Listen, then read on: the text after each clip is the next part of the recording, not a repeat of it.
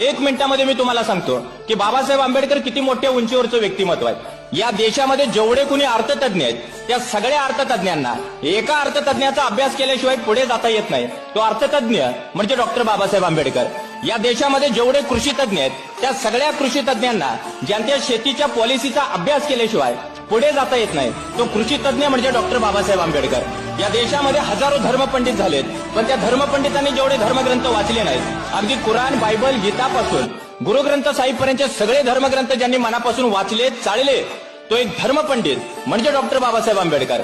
एवढंच नाही, या देशामध्ये 6,500 जाती आहेत, हजारो प्रकारच्या पोट जाती आहेत, पण मराठ्याला मराठ्याचा, धनगर बांधवाला धनगराचा किंवा मातंगाला मातंगाचा, आदिवासीला आदिवासीचा जेवढा अभ्यास नसेल तेवढा सगळ्या जातींचा बारकाईने अभ्यास केलेला माणूस जर कोण असेल तर तो माणूस म्हणजे डॉक्टर बाबासाहेब आंबेडकर आहे। म्हणजे हे एवढ्या उंचीवरचं व्यक्तिमत्व आहे। ऑक्सफर्ड युनिव्हर्सिटीनं सुद्धा जे घडवणाऱ्या 100 अलौकिक लोकांची यादी जाहीर केली आणि त्याच्यामध्ये पहिल्या क्रमांकावर तथागत सिद्धार्थ गौतम बुद्ध, दुसऱ्या क्रमांकावर वर्धमान महावीर, तिसऱ्या क्रमांकावर चक्रवर्ती सम्राट अशोक आणि चौथ्या क्रमांकावर नाव होतं डॉक्टर बाबासाहेब आंबेडकरांचं।